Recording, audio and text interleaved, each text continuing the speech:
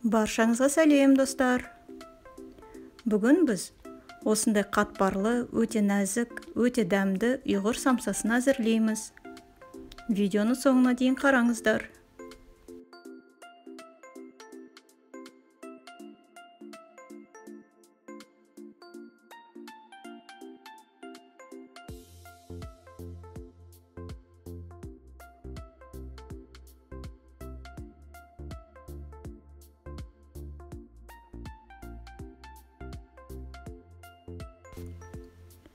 Ең алдымен сары майымызды ұнға аунатып ап, үккіштен өткіземіз.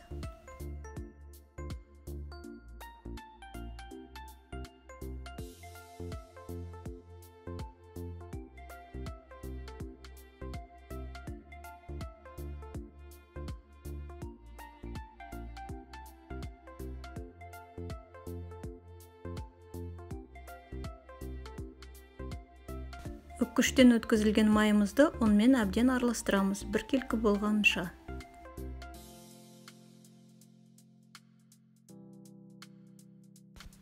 Енді ұнымызға жұмыртқаны, 2 сары уызды, қаймақты, суды, тұзды және қопсытқышты қосып, қамыр илейміз.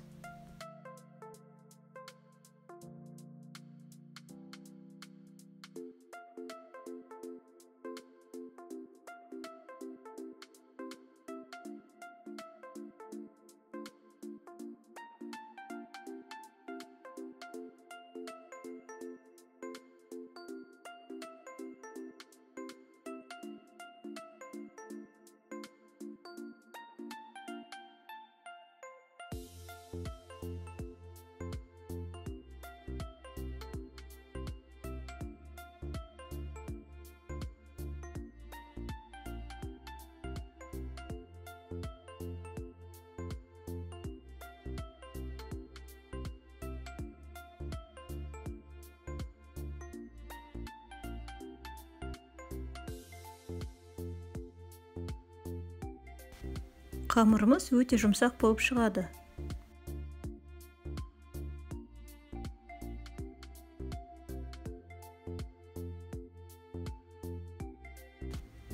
Енді қамырымызды 2 күлшеге бөліп, целлофанға салып, тоңазытқышқа 1 сағатқа қоямыз.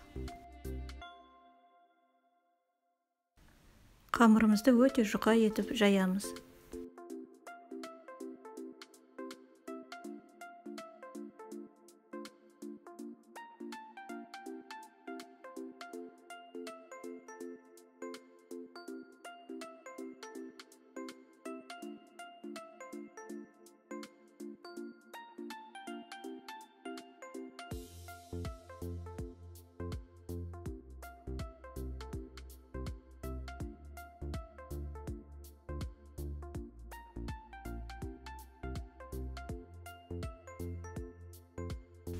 Қамырымызға ертілген маргаринді жағып шығамыз.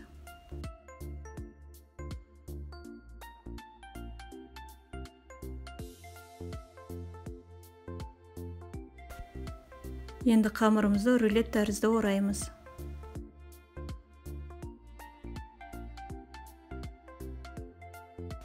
Қамырымызды целлофанға салып, мұздатқышқа 30-40 минутқа қоямыз.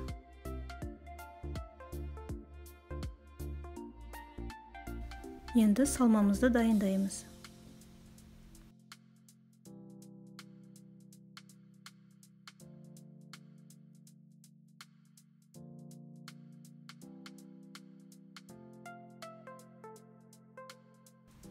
Қамырымызды шағын бөліктерге бөлеміз. Егер де сіз самсаны сатуға әзірлесеңіз, онда әр бөліктің салмағы 35 граммнан шығуы қажет. Ал егер үйге дайындасаңыз, онда көзқарасыңыз бойынша кесе бересіз.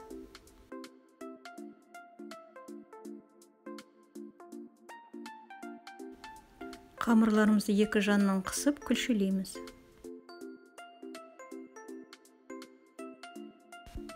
Енді шағын күлшелерімізді жайып шығамыз.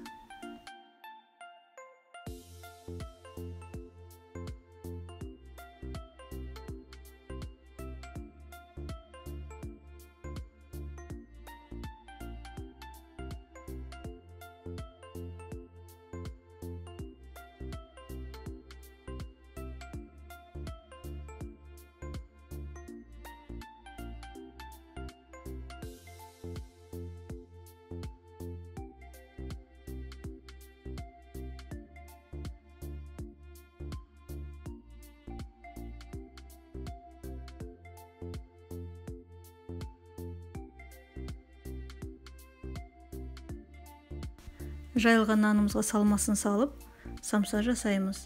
Егер де сіз самсаны сатылымға дайындасаңыз, онда ішіне 30 граммнан салма саласыз. А егер үйге дайындасаңыз, онда өзіңіздің көзқарасыңыз бойынша етті сала бересіз.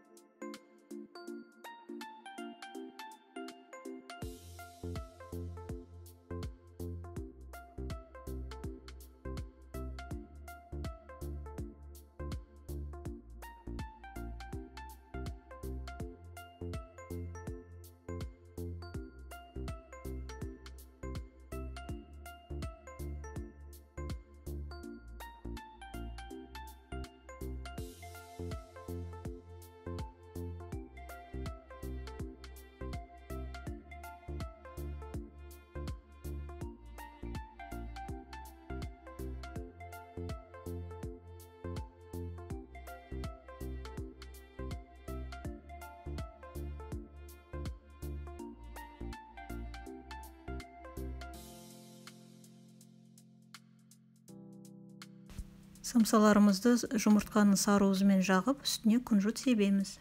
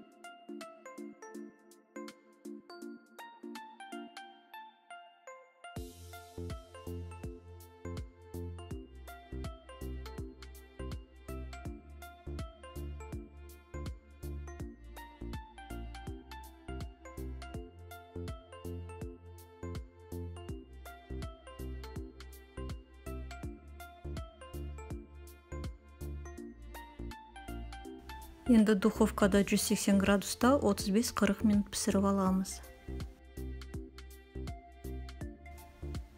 Мінеки достар, бізде өте дәмді, қатпарлы, өте жұмсақ ұйғыр самсасы шықты. Қазір самсаны үшін кесіп көрсетемін.